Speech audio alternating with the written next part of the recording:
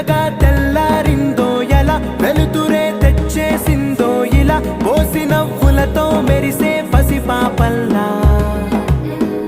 చేదతో బావులలో గలగల, చెరువులో బాతుల ఈతల కళ, చేదుగా ఉన్న వేపను నమిలే వేళ. చుట్ట పొగ మంచుల్లో, చుట్టాల పిలుపుల్లో, మాటలే కలిపేస్తూ మనసారా మమతల్ని పండించి